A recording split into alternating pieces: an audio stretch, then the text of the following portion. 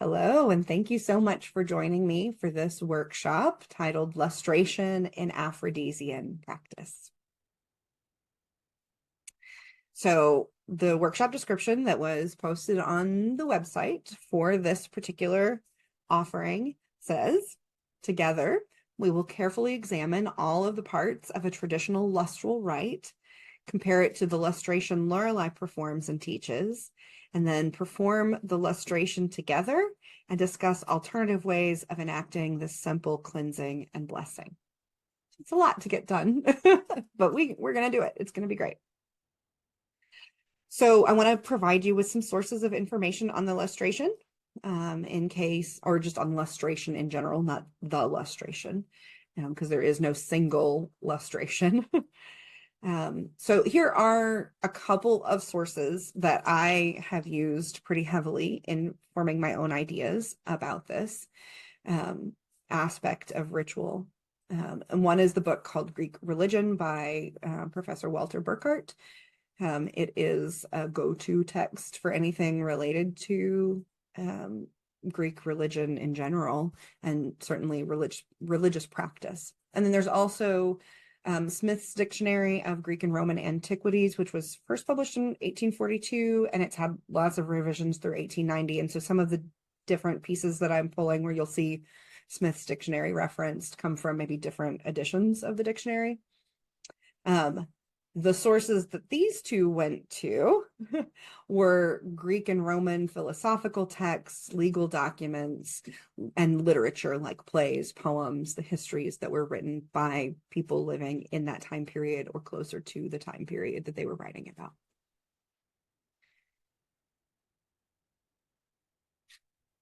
The definition of lustration that's given by the Oxford Classical Dictionary is that lustration, or lustratio, is the performance, lustrare, of a lustrum, lustrum facere, a ceremony of purification and averting evil. So that lustratio is that performance of a ceremony that prevents and averts evil. The main ritual ingredient was a circular procession, or a circumambulation that was often repeated 3 times around a space or an individual. Hence a derived meaning of lustrare, to move around something. So they were often moving with cleansing objects around the thing, whether that was a person or a place or an object that needed to be cleansed. We have other definitions of lustration. So Britannica Online gives us this definition, still coming from the Latin lustratio. They say it is purification by sacrifice, and includes various processes in ancient Greece and Rome whereby individuals or communities rid themselves of ceremonial impurity. For example, blood guilt, pollution incurred by contact with childbirth or with a corpse, or simply of the profane or ordinary state, which made it dangerous to come into contact with sacred rites or objects. Certainly in the ancient world, and this is not uncommon in our more modern contexts too, that you did not approach the sacred while you were polluted. And we're going to talk about what that pollution looks like and involves here in a moment as well. So I'm also going to give you a definition of ablution, which it was included with Britannica Online. Ablution in religion is a prescribed washing of part or all of the body or of possessions, meaning items, such as clothing or ceremonial objects, with the intent of purification or dedication. So water, or water with salt or some other traditional ingredient, is most commonly used, but you can also wash with blood. That's not uncommon in the history of religions. And also things like the urine of a sacred cow has been used in India or in other parts of the world. There may be other kinds of sacred liquids that we're using to do this washing in terms of ablution. So we just mentioned miasma, pollution. So miasma is the reason behind the the lustratio, or the lustration rite, or the ablution that we're doing. It is, miasma is physical and or spiritual impurity. And in the ancient mind, these were very connected ideas. Spirit and the physical world were not necessarily separate. And again, this is an idea that for some of us following a neo-pagan or a neo-polytheistic, a ceremonial path, might find that we understand that we're not separate from our bodies, that our spirits are not necessarily separate, at least not while we're living, and that we are able to incur some kind of pollution or impurity or dirt that needs to get cleansed in order for us to be able to approach the sacred.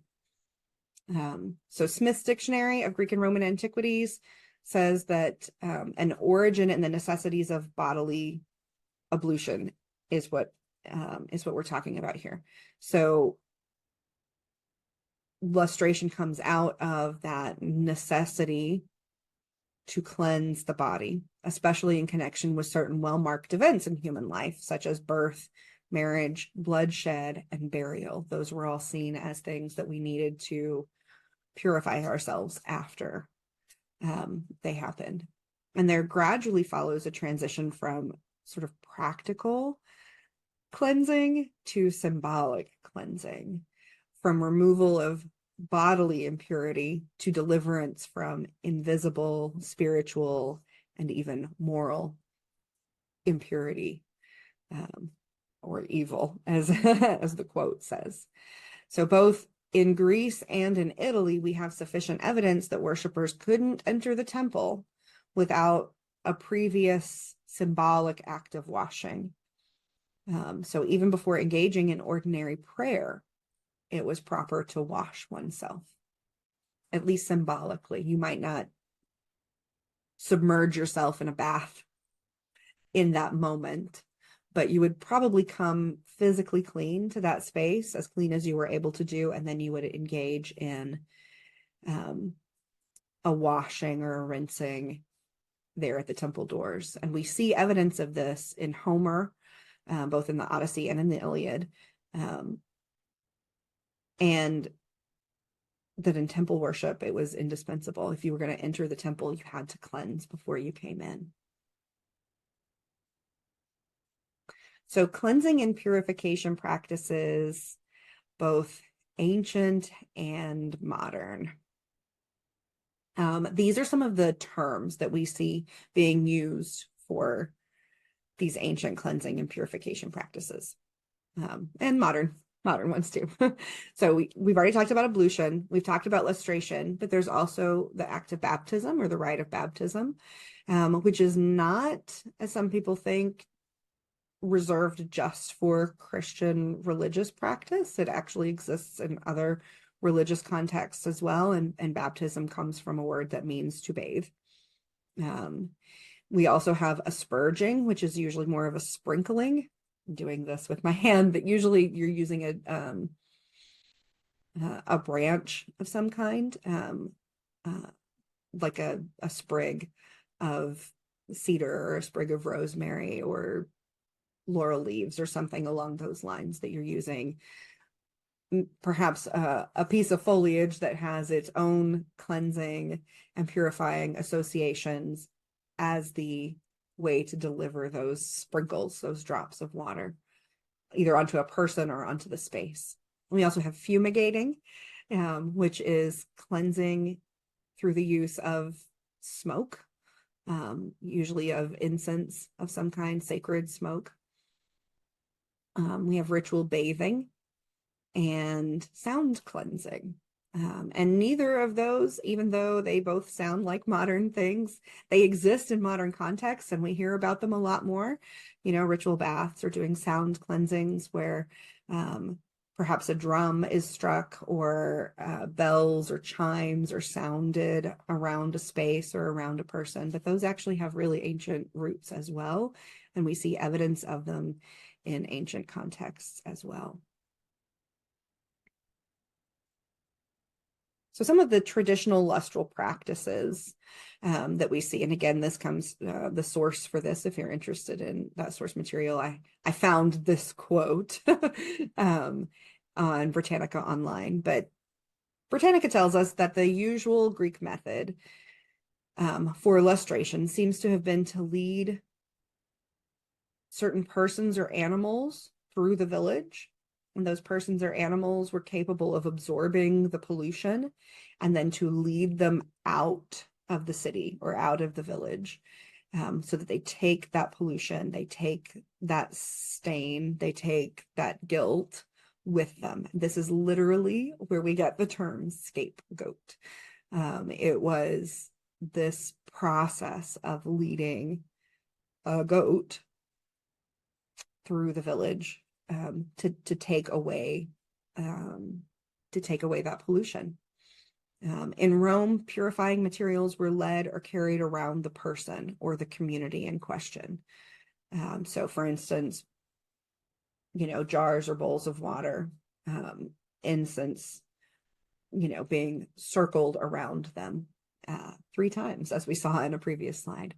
And they go on to say that many noteworthy public rites were of this kind, including during the Lupercalia, around the Palatine Hill, and the Amberbium, which was around the city.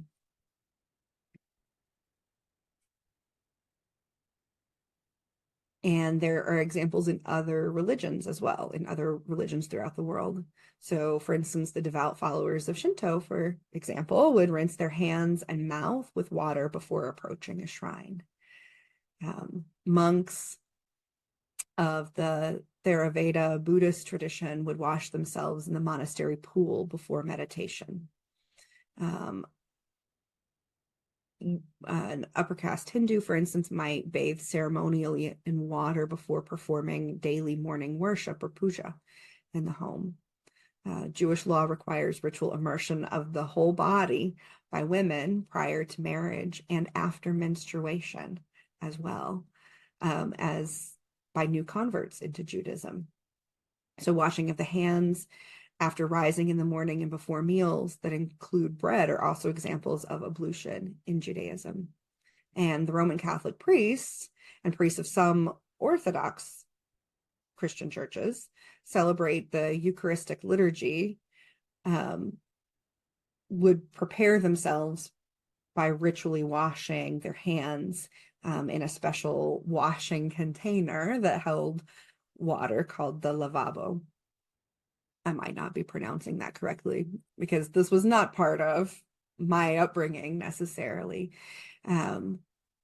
So we see lots and lots of examples, and I think we can easily see the connection too between cleansing oneself, like literally just cleaning and sanitizing our hands, or our face, or some other parts of ourselves before touching things like food, or coming into communal spaces like the temple, making sure that we're clean, just as the practical application of making sure that we're not spreading germs, spreading disease, but that there's that spiritual aspect that also comes along with this of sort of starting fresh. Framing oneself in the right headspace. So some more examples in world religions include 7 days after baptism. Those who are newly baptized in Eastern Orthodox churches often go through a ceremony in which holy oil is washed from the forehead. So it's placed onto the forehead and washed off. Among some sects of among some of the Brethren sects in the rural United States, ceremonial foot washing is performed on certain occasions. And of course, that dates back to ancient practice in which people were walking for long distances to arrive at their destination, and an act of hospitality, comfort, and also cleansing would be to wash their feet, as soon as they came into the home. And Muslim piety requires that the devout wash their hands, feet, and face before each of the 5 daily prayers. And if water is not available, then sand is permitted as another cleansing substance. So that's something to keep in mind as we're sort of developing our own lustral rites, our own cleansing rituals. So some of the examples and methods that we see, this is from the Oxford Classical Dictionary, the instruments of the purification, like torches or sacrificial animals. And they mention here and I am not going to pronounce this correctly, so I apologize for that, the suovitaurilia, which was a lustration, a particular lustral rite that involved a pig, a sheep, and a bull. All three were led or carried by attendants specially selected through different means, right? Like, so it might be through their propitious name. In this case, they had a good name. And that was how they were chosen to be the leader of this animal or the carrier of these torches around the person or persons or the place to be purified. And there was very often they were accompanied by music, chant, and dance. The pig and sheep and bull in question were then sacrificed at the end of the ceremony, and their entrails were inspected. Basically, they performed a divination. They performed a type of augury, to see, was this beneficial, and what do we need to do to prevent generating miasma as we go forward. We also hear of the lustratio or lustration happening in or upon fields, and also around the village. So it's possible to do this for a space as well, and not just for a person.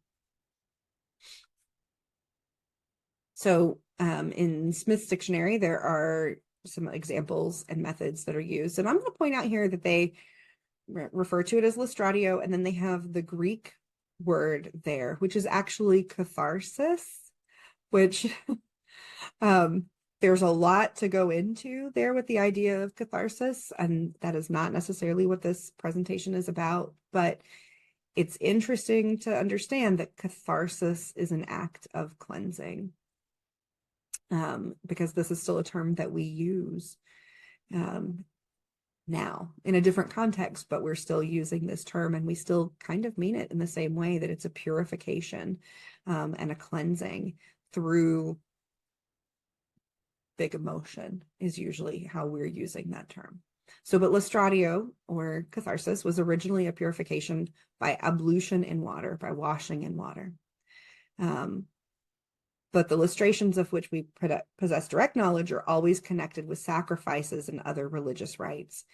And those lustrations consisted of the sprinkling of water by means of a branch of laurel or olive, and at Rome, sometimes by the means of the aspergillum. And here they have the word kernips, actually. So we're going to be talking about kernips.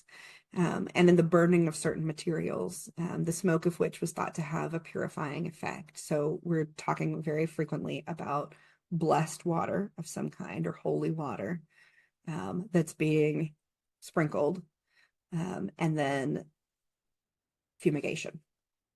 Whenever sacrifices were offered, it seems to have been customary to carry them around the person or the thing to be purified. And I think that would be true with the water and the smoke as well, that those would be carried around. So I wanted to give you that historical context, because I'm going to say a little bit, and I will add this to it's not here in this version that I'm sharing with you right now of the slides, but I'm going to add in there into the references at the beginning, that I first came across the idea of lustration in a book by an author named Jennifer Reif, back in the late 90s, early 2000s. And At least that's when I came into contact with the book. And she was writing about the worship and honor of Demeter, and by extension, Persephone. And she talked about lustration really more in the sense of ablution. It probably would have made more sense if she'd used the term ablution for the work that she presented there. But for our lustral rite, and the one that I have documented in several places, including in Cult of Aphrodite, we're going to be using carnips, as well as maybe an anointing oil or a perfume. So ideally, the way that you would prepare for your lustral rite, and I like doing it daily, but it doesn't have to be daily, is that you should be freshly bathed before you begin the ritual. So the ritual works equally well, whether you're performing it nude or fully dressed. That choice is entirely yours. And what you're going to do is rinse your hands and face in the carnips before beginning. And we will definitely be talking about how to make carnips as we proceed. So carnips is a form of holy water, basically. So the rite looks like this. You're going to stand in front of an Aphrodite altar or an icon or another image that you have. Or you could do it in front of your mirror, gazing at an image of the goddess while picturing her standing before you in all of her radiant glory. You're going to anoint your heart and say, "Love rules within my heart." Then you're going to touch your face and skim your hands over your body. "Your beauty shines upon my form. I like to kneel and touch the floor. I walk in your grace." And then I stand back up, roll my hands a little just for a flourish. You don't have to do that. It feels good to me. So roll your hands to bring your focus to your hands and say, "And my hands do your bidding." Bringing your palms together at your heart, saying, "For you are within me and around me." And then lifting your arms up to say, "Hail, Aphrodite." All right, so magic of video production. I'm going to show you, just walk through that process. Here we go.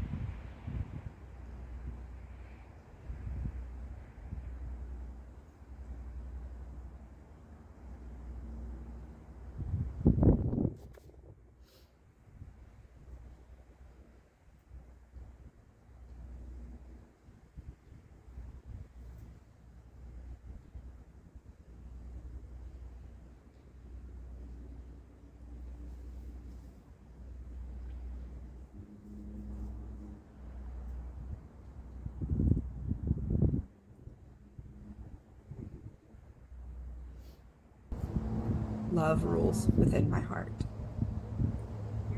Your beauty shines upon my form.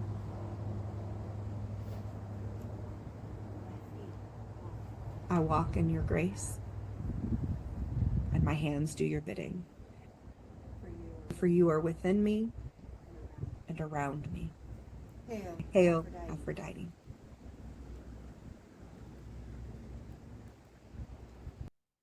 It's pretty simple, but it's very powerful. It is very cleansing, and it is also very centering. I would like to share with you some options and alternatives.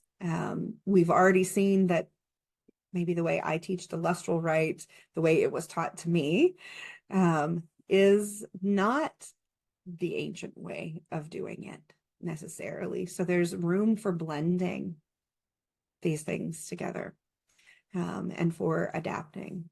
So some of the alternatives that you might consider as you're forming your own version of lustration, if you feel moved to do so, is that you might use different kinds of waters. You might even experiment with different kinds of waters. So there are lots of ways to make holy water throughout world practice. The way that Kernips is made is by taking a flaming brand or branch or stick of incense, and dipping it into water, living water usually, or salted water, water that you've added salt to. And by doing this, you have together the four classical elements of earth and air and fire and water, all contained within this substance that we call Kernips. When we talk about living waters, we're talking about sort of the waters of the world that are moving usually. They're not stagnant typically. We're talking about springs, rivers, rain, water, snow, ocean and sea water. Or you can use water that's been salted. So usually when I do this, what I'm talking about for myself is filtered water or purified water, so that the dirt and debris isn't in it any longer. And then adding salt to it. And there are a lot of even neo-pagan ceremonies, magical ceremonies, where both of those elements are blessed first before they're combined. So you would bless the salt, you would bless the water, then you would combine them, and they create this substance that is greater than the sum of its parts. But you might also consider using sacred oils for this process. Because we're talking about Aphrodite, this whole thing is about Aphrodite, I thought it might be wise to share both watery and airy methods of cleansing, and think about how we might incorporate those. So watery methods of cleansing might include rinsing, sprinkling, asperging, anointing, or even bathing, dipping, like submerging oneself in water. And then those airier methods might include fumigating or using smoke, or sounding, using chimes or bells or cymbals, drums, that type of thing, to create vibrational cleansing. We can consider different locations for performing this ritual, including within the temple, at our shrine, or at an altar. We might even do it while we are still in our shower or bath, or just after we've emerged from those literally very cleansing waters. We may choose to perform the lustral rite there, or we could do it in front of a mirror. I know I mentioned that in the other slide before we got started with the actual demonstration of it, but a mirror is a sacred object for Aphrodite. And by doing this work, by doing this ritual in front of a mirror, we're also acknowledging that our words are not just words, that Aphrodite is in our face and form, that she is within us and around us. And then other considerations that you might pull in to your lustration could be things like circumambulation. My lustration is very much a standing in place event.